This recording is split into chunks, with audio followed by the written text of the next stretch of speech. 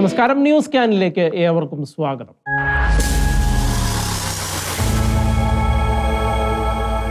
കഴിഞ്ഞ 4 തലമുറകളായി കൊച്ചിയിലെ മുനമ്പം കടപ്പുറത്ത് താമസിക്കുന്ന 610ഓളം കുടുംബങ്ങളെ അവർ വില കൊടുത്ത് വാങ്ങിയതും പാട്ടമുള്ളതുമായ അവരുടെ സ്വന്തം ഭൂമിയിൽ നിന്ന് കുടിയിറക്കും, ഊരുവിലക്ക് ഒക്കെ കൽപ്പിക്കാൻ പോകുന്ന തരത്തിലും സുപ്രീം കോടതിയെ പോലും മറികടക്കുന്ന വിധത്തിലും സുന്നി വഖഫ് ബോർഡ് എടുത്ത് ഉപയോഗിച്ചുകൊണ്ടിരുന്ന അവകാശങ്ങളെയും നോട്ടീസ് കൊടുത്തുകൊണ്ട് നടപ്പിലാക്കാൻ ഒരുങ്ങിയ അധിനിവേശങ്ങളെയും നിർവീര്യമാക്കിക്കൊണ്ട് കേന്ദ്ര സർക്കാർ അവതരിപ്പിച്ച വഖഫ് ഭേദഗതി ബില്ല് ഇന്ത്യൻ പാർലമെന്റ് പാസാക്കിയിരിക്കുകയാണ്.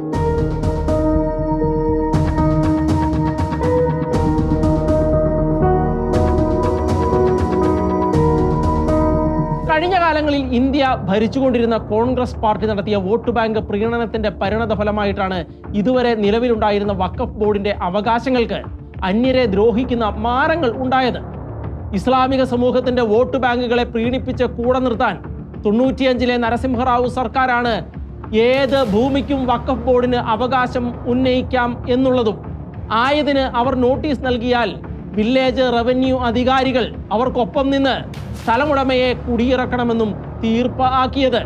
അത്തരത്തിൽ വഖഫ് ബോർഡ് അവകാശവാദം ഉന്നയിക്കുന്ന ഭൂമികൾ പണം മുടക്കി വാങ്ങി അവിടെ താമസിക്കുന്നവർ ആരായിരുന്നാലും അവരുടെ മേൽ ക്രിമിനൽ കുറ്റം ചുമത്തി ജയിലിൽ അടയ്ക്കാമെന്ന് തീർപ്പുണ്ടാക്കിയാണ് മറ്റൊരു കോൺഗ്രസ് സർക്കാർ വഖഫ് നിയമത്തിന് സഹജീവികളെ പ്രതിസന്ധിയിലാക്കുന്ന തരത്തിലുള്ള അധികാരത്തിന്റെ കൊമ്പും ദംഷ്ട്രയുമൊക്കെ ഏച്ചുകെട്ടി അങ്ങ് നൽകി കൊടുത്തത്. ഏതായാലും ഇപ്പോഴത്തെ കേന്ദ്ര സർക്കാർ ആ വിഷയത്തിൽ കൃത്യമായി തന്നെ ഇടപെടുകയും 2024 ഓഗസ്റ്റിൽ അതിന്റെ കരട് ലോക്സഭയിൽ അവതരിപ്പിക്കുകയും അതേക്കുറിച്ച് പഠിക്കാൻ ജഗദംബിക പാൽ എന്ന മുതിർന്ന അംഗത്തിന്റെ അധ്യക്ഷതയിൽ ഒരു സംയുക്ത പാർലമെന്ററി കമ്മിറ്റിയെ നിയോഗിക്കുകയും ചെയ്തു. കാര്യങ്ങൾ കൃത്യമായി പഠിക്കുകയും വിലയിരുത്തുകയും ചെയ്ത JPC രേഖപ്പെടുത്തിയ ഭേദഗതികളും പ്രതിപക്ഷാംഗങ്ങൾ പറഞ്ഞ തിരുത്തലുകളുമെല്ലാം സസൂക്ഷ്മം പഠിച്ച് അതിൽ വേണ്ട വെട്ടിത്തിരുത്തലുകളെല്ലാം വരുത്തിയാണ് ആ ബില്ല് ലോക്സഭയിൽ അവതരിപ്പിച്ചത്. ലോക്സഭയിൽ പാസ്സായി അതിന് തൊട്ടടുത്ത ദിവസം രാജ്യസഭയുടെ അംഗീകാരത്തിനെത്തിയ പ്രസ്തുത ബില്ല് 95-നെതിരെ 128 വോട്ടുകളുടെ ഭൂരിപക്ഷത്തിൽ പാസ്സാക്കുകയും ചെയ്തതോടെ കാലങ്ങളായി മുനമ്പത്തേതടക്കമുള്ള ഇന്ത്യയിലെ സാധാരണക്കാരിൽ ചിലർ അനുഭവിച്ചുകൊണ്ടിരുന്ന പ്രതിസന്ധികൾക്ക് പരിഹാരം ആയിരിക്കുകയാണ്. പ്രാർത്ഥനയോടും നിശ്ചയദാർഢ്യത്തോടും തങ്ങൾ തുടങ്ങിവെച്ച സഹന സമരം ഫലപ്രാപ്തിയിലേക്ക് എത്തുന്നതറിഞ്ഞ് മുനമ്പത്ത് സമരത്തിൽ ഏർപ്പെട്ടുകൊണ്ടിരുന്നവർക്ക് അത് ആഹ്ലാദത്തിന്റെ നിമിഷങ്ങളായി മാറുകയായിരുന്നു. അവരാ അർദ്ധരാത്രിയിലും പ്രകടനം നടത്തി. സർവശക്തനായ ദൈവത്തിനും തങ്ങൾക്കൊപ്പം നിന്ന നേതാക്കന്മാർക്കും സഭയ്ക്കുമെല്ലാം നന്ദിയും അഭിവാദ്യങ്ങളും അർപ്പിച്ചുകൊണ്ട് 1 കിലോമീറ്ററോളം അവർ മുന്നോട്ട് നീങ്ങുകയും ചെയ്തു.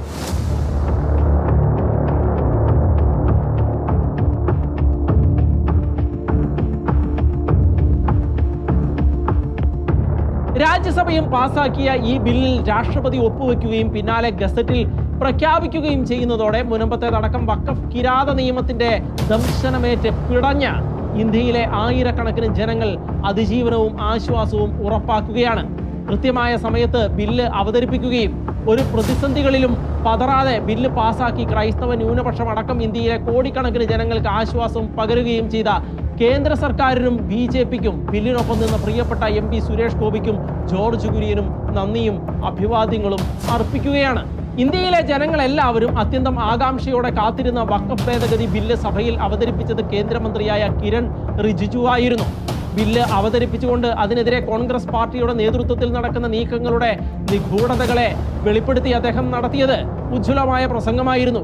ഇന്ത്യയിൽ ഏറ്റവും കൂടുതൽ വസ്തുവകകൾ ഉള്ളത് ഇന്ത്യൻ ആർമിക്കാണെന്നും 2ാം സ്ഥാനം ഇന്ത്യൻ റെയിൽവേക്കാണെന്നും 3ാം സ്ഥാനം വഖഫ് ബോർഡിനാണെന്നും വ്യക്തമാക്കിയ മന്ത്രി ഇന്ത്യൻ ആർമിക്ക് കനത്ത പ്രോപ്പർട്ടി ഉണ്ട് എന്ന് പറഞ്ഞാലും ഇന്ത്യൻ റെയിൽവേക്ക് ഏക്കർ കണക്കിന് സ്ഥലം സ്വന്തമായിട്ടുണ്ട് എന്ന് പറഞ്ഞാലും അത് രാജ്യത്തിന്റെ മാത്രം ആസ്തിയും പൊതു സ്വത്തുമാണെന്ന് എല്ലാവർക്കും അറിയാം.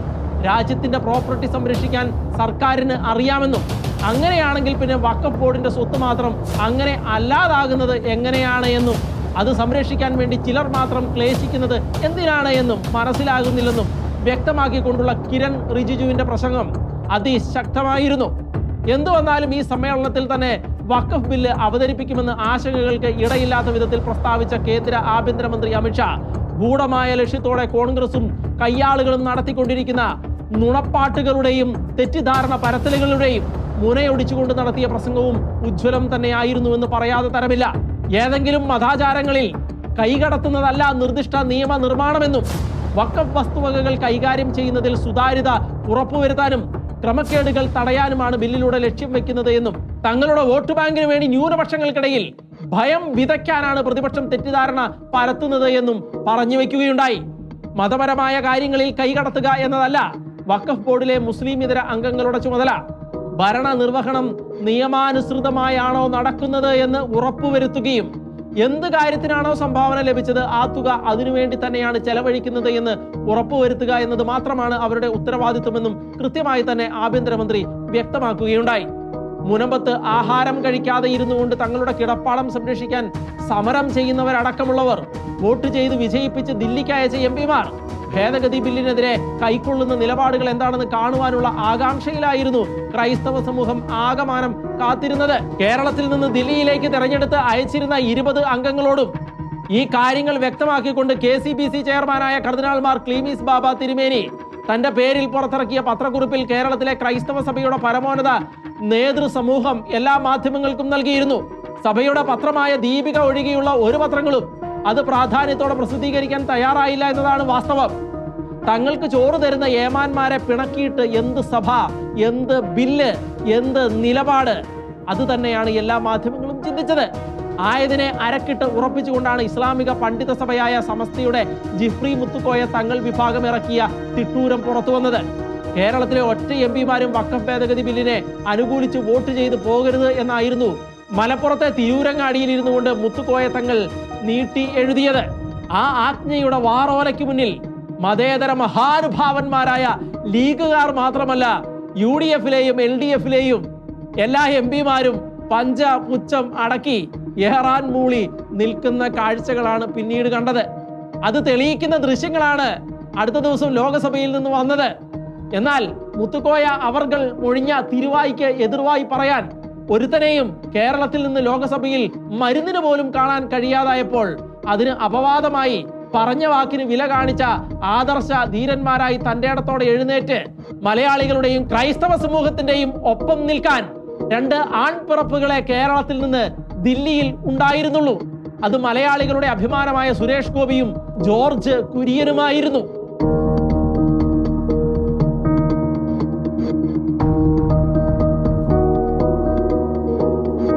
കേരളത്തിലെ മുൻമന്ത്രിയും സ്പീക്കറും വ്യക്തിപരമായി പക്വമതിയുമൊക്കെ ആണ് എങ്കിലും ലോകസഭയിലെ പരിചയക്കുറവ് കൊണ്ടായിരിക്കും വഖഫ് ബില്ലിനെ എതിർത്ത് സംസാരിച്ച ആലത്തൂർ MP K രാധാകൃഷ്ണൻ വെറുതെ ഇരുന്നിരുന്ന സുരേഷ് ഗോപിയുടെ പുറത്ത് ചെറുതായിട്ടൊന്ന് ചൊറിയുകയുണ്ടായി.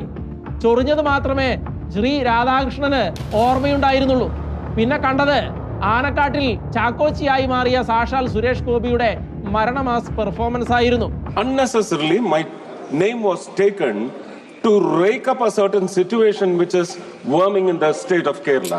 Right. I will tell you, these people in the Assembly of Kerala have passed a resolution. Tomorrow, after the Rajya Sabha decision, that resolution is going to be drowned in the Arabian Sea. You just wait for this episode. It is happening. The people of Kerala. വലിയ മതേതര പുണ്യവാളന്മാരായി ചമഞ്ഞു നടക്കുന്ന മുസ്ലിം league അംഗങ്ങളെയും ക്രൈസ്തവ സമൂഹത്തോട് യാതൊരു കമ്മിറ്റ്മെന്റ്സും ഇല്ലാത്ത CPM MPയെയും നമുക്കങ്ങ് ഒഴിവാക്കാം. പക്ഷേ മുനമ്പത്ത് വന്ന് ഞങ്ങൾ മുനമ്പത്തുകാർക്ക് ഒപ്പമാണ് എന്നും മുനമ്പം വഖഫ് ഭൂമി അല്ല എന്നും നിരന്തരമായി വായിട്ടലച്ച കോൺഗ്രസിന്റെയും പ്രത്യേകിച്ച് മുനമ്പംകാരുടെ വോട്ട് വാങ്ങി ജയിച്ച എറണാകുളം MP ഹൈബി ഈഡന്റെയും നിലപാടുകൾ ആണ് ഏവരും ഉറ്റുനോക്കുകയുണ്ടായത്. മാർപ്പാപ്പയെ തെരഞ്ഞെടുക്കാൻ പോലും അധികാരമുള്ള സമിതിയിലെ അംഗമായ കേരളത്തിലെ കത്തോലിക്ക സഭകളുടെ പരമാധികാരിയായ കർദിനാൾ പുറത്തിറക്കിയ നിർദ്ദേശങ്ങൾക്കാണോ അതോ സമസ്തയുടെ തിട്ടൂരങ്ങൾക്കാണോ കേരളത്തിലെ ക്രൈസ്തവ നാമധാരികളായ MPമാർ വില കൽപ്പിച്ചത് എന്ന് വ്യക്തമാക്കുന്ന തരത്തിലാണ് കോൺഗ്രസ് MPമാർ സംസാരിച്ചത്. ബെന്നി ബെഹനാനും ആന്റോ ആന്റണിയും മെയ്വഴക്കം കൊണ്ട് വിവാദങ്ങളുടെ പരിക്കേൽക്കാതെ ഒഴിഞ്ഞു മാറിയപ്പോൾ മുനമ്പം ഹൃദയമാണെന്നും താൻ മത്സ്യത്തൊഴിലാളിയുടെ മകനാണെന്നും ഒക്കെ പറഞ്ഞ് മുനമ്പത്തുകാർക്ക് വേണ്ടി സംസാരിക്കുന്നു എന്ന് പറഞ്ഞുകൊണ്ട് സഭാപിതാക്കന്മാരുടെ നിർദ്ദേശത്തെ കാറ്റിൽ പറത്തിക്കൊണ്ടാണ് ഹൈബി ഈഡൻ ബില്ലിനെ എതിർത്തത്. ഡീൻ കുര്യാക്കോസും അതിൽ നിന്ന് വ്യത്യസ്തനായില്ല. എന്നാൽ കേരള രാഷ്ട്രീയത്തിലെ അധികായനും ക്രൈസ്തവ സമുദായത്തിന്റെ കൂടെ ഉദ്ധാരണത്തിനായി കേരള കോൺഗ്രസ് ഉണ്ടാക്കിയവരിൽ പ്രമുഖനുമായ KM ജോർജിന്റെ മകനായ ഫ്രാൻസിസ് ജോർജ് മുനമ്പത്ത് വന്ന് വഖഫ് ബില്ല് പാർലമെന്റിൽ വരുമ്പോൾ അതിനെ പിന്തുണയ്ക്കാമെന്ന് തള്ളിമറിച്ചതിനാൽ അദ്ദേഹം എടുക്കുന്ന നിലപാട് എന്തെന്ന് കാണാനും എല്ലാവരും ഉറ്റുനോക്കിയിരിക്കുകയായിരുന്നു. അവിടെയും നിരാശ മാത്രമായിരുന്നു ഫലം. സ്വന്തം വാക്കിന്റെ വില കൽപ്പിക്കാതെ ബില്ലിനെ എതിർക്കാൻ ഫ്രാൻസിസ് ജോർജ് തയ്യാറായി. സഭയിലുണ്ടായിരുന്നെങ്കിൽ വയനാട് MP ബില്ലിനെ എതിർക്കുക തന്നെ ചെയ്യുമായിരുന്നു. കാരണം ആ നയം ഇറക്കിയ ഹൈക്കമാൻഡ് ഇവര് തന്നെയാണല്ലോ. പണ്ട് പലസ്തീനികൾക്ക് വേണ്ടി തണ്ണിമത്തങ്ങ ബാഗ് തൂക്കി വന്നതുപോലെ മുനമ്പത്തുകാർക്ക് വേണ്ടി ഒരു ബാഗ് തൂക്കിയെങ്കിലും പ്രിയപ്പെട്ട പ്രിയങ്ക MP-ക്ക് വരാമായിരുന്നു. ചുരുക്കി പറഞ്ഞാല് ക്രൈസ്തവരുടെ കൂടി വോട്ട് ബാങ്ക് ജയിച്ചിട്ട് ഇടത് പാളയത്തിൽ നിൽക്കുന്നവരായാലും വലത് പാളയത്തിൽ നിൽക്കുന്നവരായാലും അവർ ക്രൈസ്തവ സമൂഹത്തിന്റെ എതിർപക്ഷത്ത് ആണ് എന്നും ഒരു പ്രതിസന്ധിയിലും അവർ ക്രൈസ്തവർക്കൊപ്പം നിൽക്കില്ല എന്നുമുള്ള കാര്യങ്ങൾ ഇതോടെ ഊട്ടി ഉറപ്പിക്കപ്പെട്ടിരിക്കുകയാണ്. ഇനി അത് മനസ്സിലാക്കാനുള്ള വകതിരിവ് മാത്രമാണ് നമുക്ക് ഉണ്ടാകേണ്ടത്. ഇന്ത്യ ഭരിച്ച കോൺഗ്രസ് സർക്കാരുകൾ ഇവിടുത്തെ മതേതരത്വത്തെ തകർക്കുന്ന വിധത്തിൽ ഒളിപ്പിച്ചു കടത്തിയ സമാധാനക്കേടുകൾ ഇത്തരത്തിൽ പൊക്കി കാണിച്ചുകൊണ്ട് അവർ തന്നെ രംഗത്ത് വരുമ്പോൾ ഇക്കണ്ട കാലം മുഴുവൻ അവർ ഉയർത്തിപ്പിടിച്ച ന്യൂനപക്ഷത്തിൽ ക്രൈസ്തവർ ഇല്ലായിരുന്നുവെന്നും അവർ ഇത്ര നാളും ക്രൈസ്തവരുടെ കൂടെ വോട്ടുകൾ വാങ്ങിക്കൊണ്ട് സംരക്ഷിക്കാൻ ശ്രമിച്ചത് ക്രൈസ്തവരെ ആയിരുന്നില്ല എന്നുമുള്ള കാര്യങ്ങൾ ഇപ്പോൾ മറനീക്കി പുറത്തു വന്നിരിക്കുകയാണ്. ഈ കാര്യത്തിൽ മാത്രമല്ല, ന്യൂനപക്ഷ അവകാശങ്ങൾ വീതിച്ചപ്പോഴും ഇതേ കാട്ടുനീതിയുടെ കാഠത്തമാണ് കോൺഗ്രസ് ക്രൈസ്തവരോട് കാണിച്ചത്. എന്നിട്ട് മണിപ്പൂര് എന്ന് പറഞ്ഞ് അതിന്റെ മറവിൽ അനീതിക്ക് കുടപിടിക്കാനുള്ള കോൺഗ്രസിന്റെ ശ്രമം വഞ്ചനാപരം തന്നെ ആയിരുന്നുവെന്ന് ക്രൈസ്തവ സമൂഹം തിരിച്ചറിഞ്ഞു കഴിഞ്ഞിരിക്കുകയാണ്. പിന്നാലെ രാജ്യസഭയിൽ ബില്ല് എത്തിയപ്പോൾ ക്രൈസ്തവ നാമധാരിയായ ജോൺ ബ്രിട്ടാസ് ബില്ലിനെ എതിർത്തുകൊണ്ട് കനത്ത വാദമുഖങ്ങൾ നിരത്തുകയുണ്ടായി. എന്നാൽ തൊട്ടു പിന്നാലെ എഴുന്നേറ്റ ജോർജ് കുര്യൻ തെല്ലും അമാന്തിക്കാതെ കൃത്യമായ മറുപടികളോടെ ബില്ലിനു വേണ്ടി തന്റെ ശക്തമായ വാദമുഖങ്ങൾ ഉയർത്തിയാണ് ഇദ്ദേഹത്തിന് നല്ല ചുട്ട മറുപടി നൽകിയത്. The people of Munambam, they started their procession in support of this bill, and they blasted crackers, and they expressed their gratitude to Pradhan Mantri Modi ji. Only Modi ji can save their land and livelihood. In Munambam, this CPM and Congress, they wanted to evict these people from their land, and they were opposing BJP because BJP supported them, and you see that this in that land, that 404 acres of land, there located one church, that is Our Lady of Velangani Church. They are crying about churches in other states, and one cemetery and convents. These people vociferously they were telling against these Christians. That is why the Bishop Council of India and Kerala Catholic Bishop Council and KCC, the Kerala Council of Churches, and the Bharat Church, they passed the resolutions. Past 3 years, this issue has escalated into a complex legal dispute.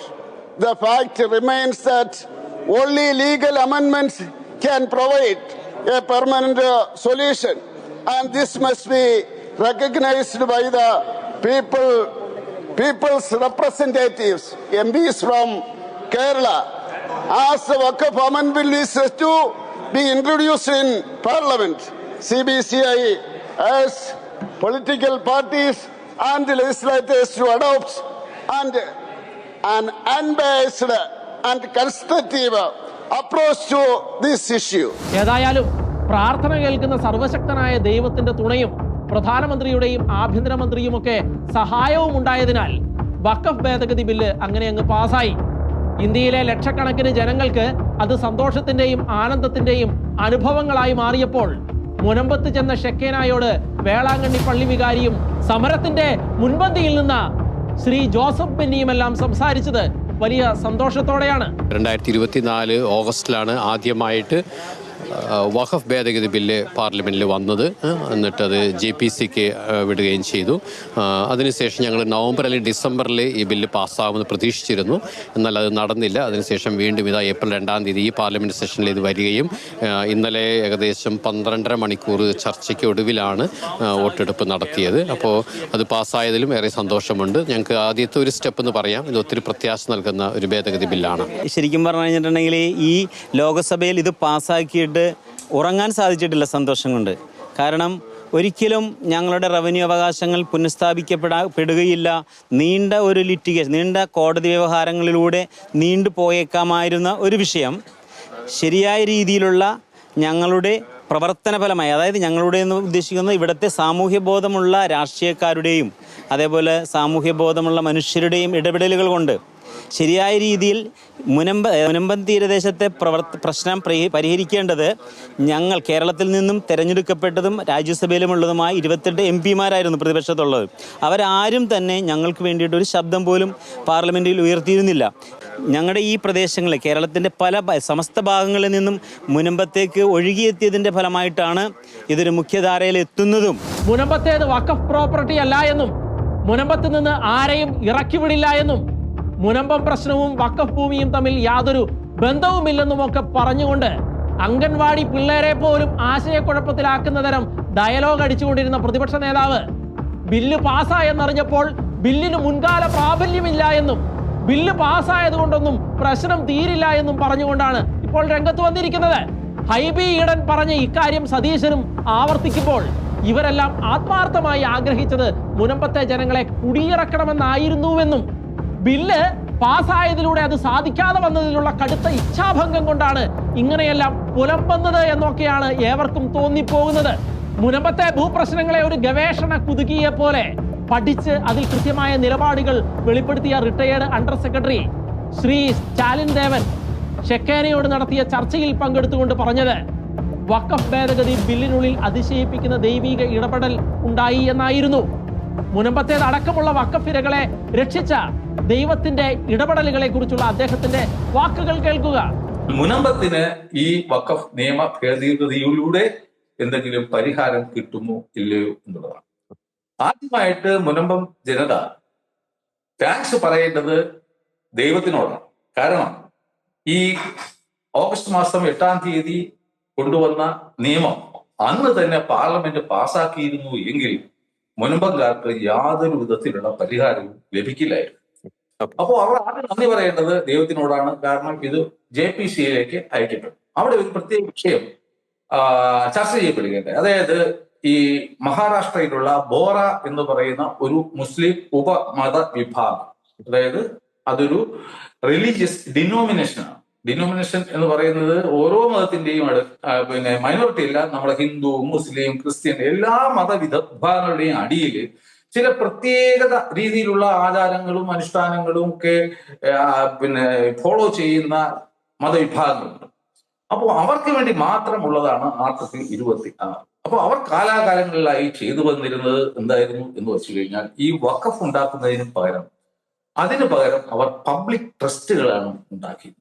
അപ്പോൾ 1995 വരെ അവർക്ക് ഒരു പ്രശ്നവുമില്ല. കാരണം 95-ലെ പുതിയ act വന്നപ്പോഴാണ് ഈ സൊസൈറ്റികളെയും ട്രസ്റ്റുകളെയും ഒക്കെ വഖഫ് ആക്ടിന്റെ പരിധിയിൽ കൊണ്ടുവരാം എന്നുള്ള ഒരു നിയമം വന്നു. അപ്പോൾ അവരെ സംബന്ധിച്ചിടത്തോളം അവരുടെ ആത്മീയാചാര്യൻ, ലോക വ്യാപകമായി തന്നെ അവരുടെ ആത്മീയാചാര്യൻ എന്ന് പറയുന്നത് അൽ മുത്തലാഖ് എന്ന് പറയുന്ന ഒരു ആത്മീയ ആചാരനാണ്. അവർക്കുള്ള എല്ലാ വസ്തുക്കളും അദ്ദേഹത്തിൽ നിക്ഷിപ്തമാണ്. അപ്പൊ അദ്ദേഹം ഇതൊക്കെ വസ്തുക്കളെ വേൾഡ് വൈഡ് ആയിട്ടുള്ള ഈ വസ്തുക്കള് ഒരു മാനേജർ വെച്ചിട്ടാണ് കൈകാര്യം ചെയ്യുന്നത്. അപ്പൊ അവർ പറഞ്ഞത് ഞങ്ങളുടെ മതപരമായ കാര്യങ്ങളിൽ ബാഹ്യശക്തികൾ ഇത് സർക്കാർ ആണെങ്കിൽ പോലും ഇടപെടുന്നത് ഞങ്ങളുടെ മതനിന്ദയ്ക്ക് കാരണമാകും, ഞങ്ങൾക്കത് ആത്മഹത്യാപരമാകും. അതുകൊണ്ട് ഞങ്ങൾ ഈ വഖഫ് ആക്ടിന്റെ വെളിയിൽ ഈ പരിധിക്ക് പുറത്താക്കി തരണം എന്ന് ആവശ്യപ്പെട്ടു. അപ്പൊ അതിന്റെ അടിസ്ഥാനത്തിലാണ് JPC മെയിൻലി ഇവർക്ക് വേണ്ടിയിട്ടാണ് ഒരു പരിഷ്കാരം ഈ വഖഫ് ആക്ടിന്റെ സെക്ഷൻ 2-ൽ കൊണ്ടുവരാൻ തീരുമാനിച്ചത്. നേരത്തെ കൊണ്ടുവന്നിരുന്ന ബില്ലിൽ ഈ സെക്ഷൻ 2-ൽ അമെന്റ് ചെയ്യാനുള്ള യാതൊരു നിർദ്ദേശവും ഉണ്ടായിരുന്നില്ല. അപ്പോൾ ആ സെക്ഷൻ 2 എന്ന് പറയുന്നത് ഏതൊക്കെ സ്ഥാപനങ്ങൾക്ക് അല്ലെങ്കിൽ വിഭാഗങ്ങൾക്ക് അല്ലെങ്കിൽ ആർക്കൊക്കെയാണ് വഖഫ് ആക്ട് ബാധകം അല്ലാത്തത് എന്നാണ്. അപ്പൊ നേരത്തെ തന്നെ അവിടെ ഒരു അജ്മീറിലെ ദർഗയ്ക്ക് വഖഫ് ആക്ട് ബാധകമല്ല, കാരണം അവർ മറ്റൊരു ആക്ടിന് അടിയിലാണ് അത് ഫംഗ്ഷൻ ചെയ്തത്. ഇങ്ങനെ ഒരു എക്സംഷൻ ആ ദർഗയ്ക്ക് മാത്രം കൊടുത്തിരുന്നു.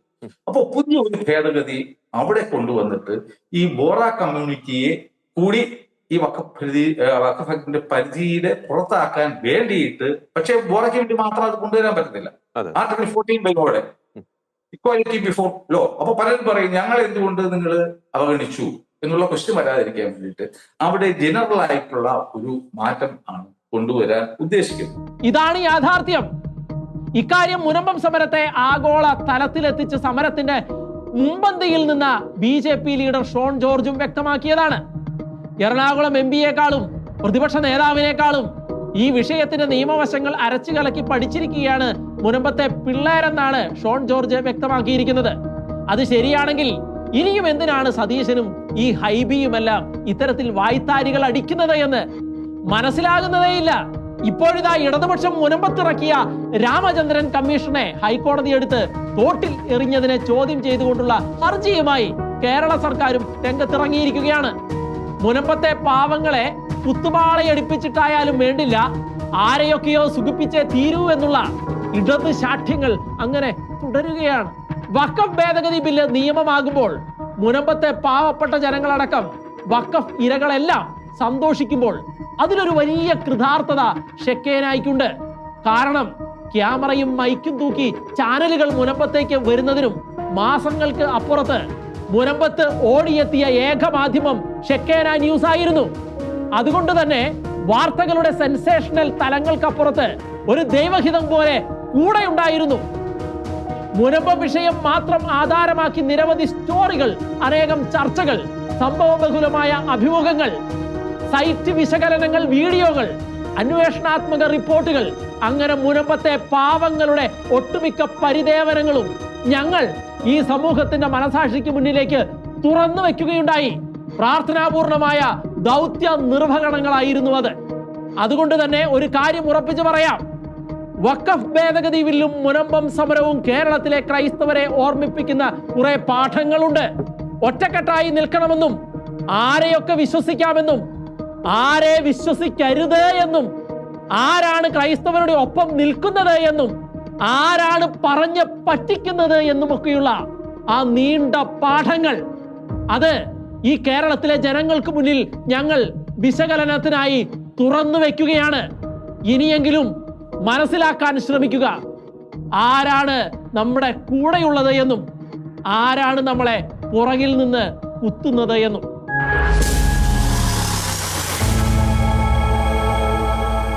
മലയാള സിനിമയെ പാൻ ഇന്ത്യൻ ലെവലിലേക്ക് എത്തിക്കുന്ന സിനിമ എന്ന വിളംബരത്തോടെ പുറത്തിറങ്ങിയ സിനിമ കടുത്ത വിവാദത്തിലൂടെ മുന്നോട്ട് നീങ്ങുകയാണ്. ദേശീയതയെ ഇകഴ്ത്തുന്നു, രാജ്യം ഭരിക്കുന്ന പാർട്ടിയെ അപമാനിക്കുന്നു, ദേശീയ അന്വേഷണ ഏജൻസികളെ അപഹസിക്കുന്നു, തീവ്രവാദത്തെ പരോക്ഷമായിട്ടെങ്കിലും വെള്ളപൂശാൻ ശ്രമിക്കുന്നു, പൈശാചികതയെ പൂർണ്ണമായി മഹത്വവൽക്കരിക്കുന്നു, എല്ലാറ്റിനും ഉപരിയായ ക്രൈസ്തവികതയെ ഹീനമായി താറടിക്കുന്നു തുടങ്ങിയ ആരോപണങ്ങളാണ് ഈ സിനിമയെക്കുറിച്ച് ഇപ്പോൾ ഉണ്ടായിരിക്കുന്നത്. ഇതൊന്നും കേവലം ആരോപണങ്ങളല്ല, സിനിമയിൽ വെളിപ്പെട്ടിരിക്കുന്ന പച്ചയായ യാഥാർത്ഥ്യങ്ങളാണിതെല്ലാം. കാമ്പുള്ള ഒരു കഥയോ കഥാമൂല്യമോ മികച്ച പാട്ടോ ഒന്നുമില്ലാത്ത കേവലം അന്ധകാര ശക്തിക്ക് സ്തുതി പാടാൻ മാത്രമായി മുരളി ഗോപിയെ കൊണ്ട് എഴുതിച്ച് പൃഥ്വിരാജ് ഉണ്ടാക്കിയ വെറും ചവറ് സിനിമയാണ് എമ്പുരാൻ എന്നതാണ് പച്ചപരമാർത്ഥം. മോഹൻലാലിനെ ആരാധിക്കുന്ന ലാലിന്റെ ഫാൻസിന് പോലും വിരക്തി ഉണ്ടാക്കിയ ഈ സിനിമയെ ഇത്തരത്തിൽ വിവാദത്തിന്റെ അച്ചിലിട്ട് ആറ്റിക്കുറുക്കി എടുത്തില്ല എങ്കിൽ അത് 8 നിലയിൽ പൊട്ടുമെന്ന് ഉറപ്പായപ്പോൾ പൃഥ്വിരാജ് നടത്തിയ കച്ചവട തന്ത്രമാണ് ഈ വിവാദങ്ങൾ എന്നാണ് ഇപ്പോൾ പുറത്തു വരുന്ന വാർത്തകൾ. അതാണ് യാഥാർത്ഥ്യമെങ്കിൽ എമ്പുരാൻ എന്ന സിനിമയ്ക്ക് ഒറ്റ ലക്ഷ്യമേ ഉണ്ടായിരുന്നുള്ളൂ: പിശാചിനെ മഹത്വീകരിക്കുക, പിശാചിനെ വെള്ളപൂശുക, തിന്മയുടെ ശക്തിയുടെ നാമത്തെ സാർവത്രികമാക്കുക, അതിലൂടെ കോടികൾ ഉണ്ടാക്കുക. എമ്പുരാൻ ടീംസിന്റെ ഈ ഗിമിക്സുകൾ കുറെയൊക്കെ വിജയിക്കുകയും ചെയ്തിട്ടുണ്ട് എന്നാണ് ഇപ്പോൾ പുറത്തു വരുന്ന വിവരങ്ങൾ. പക്ഷേ പൃഥ്വിരാജിനോടും മുരളി ഗോപിയോടും അതിൽ അഭിനയിച്ച മലയാളികളുടെ പ്രിയപ്പെട്ട മോഹൻലാലിനോടും ഒന്നേ പറയാനുള്ളൂ: ആവിഷ്കാര സ്വാതന്ത്ര്യമാകാം, പക്ഷേ ക്രിസ്തുവിനെയും ക്രൈസ്തവ വിശ്വാസത്തെയും വ്രണപ്പെടുത്തുന്നത് മുള്ളിനിട്ട് തൊഴിക്കുന്നതിന് തുല്യമാണ്. ബൈബിളിൽ പറയുന്നത് പോലെ ഇരുമ്പാണിയിൽ തൊഴിക്കരുത്. സിനിമയിലെ രാഷ്ട്രീയ വിവാദങ്ങൾ കനത്തതോടെ മോഹൻലാൽ മാപ്പ് പറയുകയും സിനിമ 24/8 റീ എഡിറ്റിങ്ങിന് ഏൽപ്പിക്കപ്പെടുകയും ഒക്കെ ചെയ്തു. പക്ഷേ സിനിമയെ ചുറ്റിപ്പറ്റി നിൽക്കുന്ന വിവാദങ്ങൾ കെട്ടടങ്ങാത്തതിനാൽ അതിന്റെ അനന്തര നടപടികൾ ഉടനെ ഉണ്ടാകുമെന്നാണ് വിവരങ്ങൾ. അത് എന്തായാലും ക്രൈസ്തവരുടെ പരിപാവനമായ നാമങ്ങളെയും വിശുദ്ധ കുരിശിനെയും എല്ലാം അവഹേളിച്ചുകൊണ്ടും വിശുദ്ധ ബൈബിളിനെ അപമാനിച്ചുകൊണ്ടും സിനിമയിൽ ഉണ്ടാക്കി വച്ചിരിക്കുന്ന ക്രൈസ്തവ വിരുദ്ധ പ്രൊപ്പഗാണ്ടകൾക്കെതിരെ ശക്തമായി തന്നെ ഒരിക്കൽ കൂടി പ്രതിഷേധിക്കുകയാണ്. ഒരു ലോകോത്തര നിലവാരമുള്ള സിനിമയെടുക്കുമ്പോൾ ലോകത്തിൽ ഇത്രയധികം മതങ്ങളുണ്ട് എങ്കിലും ക്രൈസ്തവീകതയുടെ പുറത്തേക്ക് മാത്രം മെക്കിട്ട് കയറുന്നത് എന്തിനാണ് എന്ന് ന്യായമായിട്ട് ചോദിച്ചേക്കാം. ആ ചോദ്യത്തിനുള്ള ഉത്തരം ലോകത്തെ മുഴുവൻ കീഴടക്കാനുള്ള സാക്ഷാൽ പിശാചിന്റെ നീക്കത്തിന് തടസ്സമായി നിലകൊള്ളുന്നത് യേശുക്രിസ്തുവും അവന്റെ കുരിശും മാത്രമാണ്. കാരണം ലോകത്തിലെ മുഴുവൻ മനുഷ്യരെയും പാപത്തിന്റെ വഴിയിലേക്ക് വലിച്ചുകൊണ്ടുപോയി നരകത്തിലേക്ക് എത്തിക്കാനുള്ള പിശാചിന്റെ പദ്ധതിയെ തകർത്തത് യേശുക്രിസ്തു എന്ന ഏക ലോക രക്ഷിതാവിന്റെ കുരിശിലെ മരണമായിരുന്നു. അതുകൊണ്ട് തന്നെ മാനവരാശിയുടെ രക്ഷയ്ക്കുള്ള ഏക മാർഗമായ ക്രിസ്തുവിന്റെ കുരിശ് തല ഉയർത്തി നിൽക്കുന്നിടത്തോളം പിശാചിന് അത് സഹിക്കാൻ കഴിയില്ല. ഈ ചിത്രത്തിലൂടെ വലിയ സാമ്പത്തിക നേട്ടങ്ങൾ എമ്പുരാൻ ടീംസ് കൈവരിച്ചിട്ടുണ്ടാവാം. ലോകം മുഴുവൻ നേടിയാലും സ്വന്തം ആത്മാവിനെ നഷ്ടമാക്കി കളഞ്ഞാൽ അവന് എന്ത് ലാഭമാണ് ഉള്ളത് എന്ന സത്യമാണ് അവരോട് നമ്മൾക്ക് ചോദിക്കാനുള്ളത്. സിനിമ റിലീസാകുന്നതിന് മുൻപുള്ള ഏതോ ഒരു പാതിരാത്രിയിൽ ഈ സമയത്ത് പിശാചിനെ വിളിച്ചു വരുത്തിയത് നിങ്ങളാണ് എന്ന് പറഞ്ഞുകൊണ്ട് സംവിധായകനായ പൃഥ്വിരാജ് എമ്പുരാന്റെ ട്രെയിലർ പുറത്തുവിട്ടപ്പോൾ മുതൽ ആ സിനിമയുടെ ടൈറ്റിലടക്കം അതിലെ ഒട്ടുമിക്ക ഭാഗങ്ങളും വിശുദ്ധ ബൈബിളിനെയും വിശുദ്ധ കുരിശ് അടക്കമുള്ള ക്രൈസ്തവീക ചിഹ്നങ്ങളെയും ക്രിസ്തീയ സമൂഹത്തെ ആകമാനവും ഇകഴ്ത്തുകയും തരം താഴ്ത്തുകയും ചെയ്യുന്നതാണ് എന്നും ക്രൈസ്തവരെ വേദനിപ്പിക്കുന്ന രംഗങ്ങൾ സിനിമയിൽ നിന്ന് നീക്കം ചെയ്യണമെന്നും ക്രൈസ്തവ സമൂഹം ആകമാനം പ്രതികരിച്ചിട്ടും അത് ഉൾക്കൊള്ളാനോ അവരുടെ വികാരങ്ങളെ പരിഗണിച്ച് അത്തരം രംഗങ്ങൾ സിനിമയിൽ നിന്ന് നീക്കാനോ മോഹൻലാലോ ഗോകുലം ഗോപാലനോ ക്രൈസ്തവനായ ആന്റണി പെരുമ്പാവൂരോ തയ്യാറായില്ല. ആരെയും വേദനിപ്പിക്കാതെ ഒരു കലാപത്തിലും ഏർപ്പെടാതെ ഇന്ത്യയുടെ നിയമങ്ങൾക്കനുസൃതമായി എല്ലാവർക്കും വേണ്ടി പ്രാർത്ഥിച്ചുകൊണ്ട് ഉത്തമ പൗരബോധത്തോടെ നീങ്ങുന്ന ക്രൈസ്തവരുടെ വികാരങ്ങൾക്കും ആശങ്കകൾക്കും പരിഗണന കൊടുക്കാൻ എമ്പുരാൻ ടീംസ് തയ്യാറായില്ല. അതുകൊണ്ട് അതിനുള്ള വില അവർ ഒരുപക്ഷെ കൊടുക്കേണ്ടി വരുന്നത് എങ്ങനെയായിരിക്കും എന്നുള്ളത് അത് വരും കാലത്ത് നിങ്ങൾക്ക് തന്നെ മനസ്സിലാക്കാൻ കഴിയുന്നതേ ഉള്ളൂ. ആരെയും വേദനിപ്പിക്കാതെ ഒരു കലാപത്തിലും ഏർപ്പെടാതെ ഇന്ത്യയുടെ നിയമങ്ങൾക്കനുസൃതമായി എല്ലാവർക്കും വേണ്ടി പ്രാർത്ഥിച്ചുകൊണ്ട് ഉത്തമ പൗര ബോധത്തോടെ നീങ്ങുന്ന ക്രൈസ്തവരുടെ വികാരങ്ങൾക്കും ആശങ്കകൾക്കും പരിഗണന കൊടുക്കാൻ എമ്പുരാൻ ടീംസ് തയ്യാറായില്ല. അതുകൊണ്ട് അതിനുള്ള വില അവർ കൊടുക്കേണ്ടി വരുന്നത് എങ്ങനെയായിരിക്കും എന്നുള്ളത് വരുന്ന കാലഘട്ടത്തിൽ നിങ്ങൾ കണ്ട് അറിയുക തന്നെ ചെയ്യും എന്ന് മാത്രമേ ഈ ടീംസിനോട് പറയാനുള്ളൂ.